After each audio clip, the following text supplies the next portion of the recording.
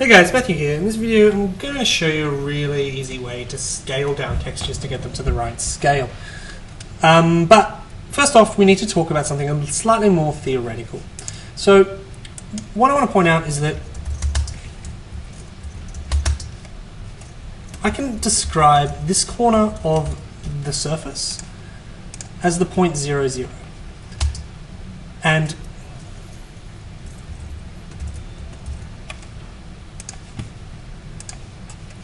this corner of the surface as the point 1, 1.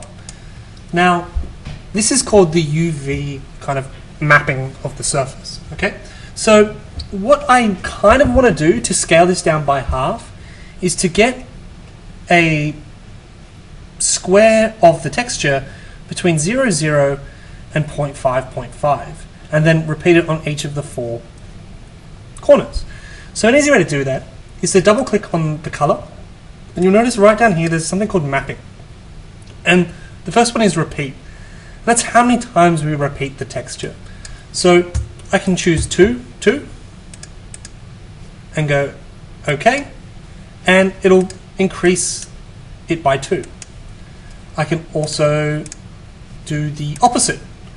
I can put 0.5, 0.5, and it'll only use half the texture.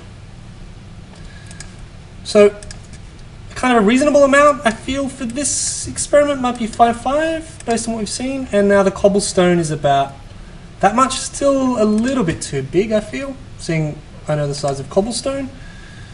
7.7, and that one might be a little bit, yeah, that looks fine. And you'll notice that it's difficult to see what's going on, and that's because the bump texture also needs to be repeated at the same rate. And we've got something a little bit more clear. So now when we press out render, and we drag the render window so we can see it, we're getting a more reasonable looking kind of cobblestone pattern. This is Rhino Render. This is never going to be an amazing kind of rendering kind of software, but that's working out well. So that's a really, really simple way of changing the scale of a texture. We can also offset it, which means we change where it starts and ends, and we can also rotate it. So if I put in 30 degrees, it'll rotate the texture by 30 degrees. So this is really, really important sometimes in getting things to look right based on the actual kind of surface you have. You might have created it in a weird way and it's a trimmed kind of surface instead of being an actual kind of surface. So like an actual kind of untrimmed surface. So that's how you begin to do that. I'm going to unrotate it because I'm happy with my not weird looking thing.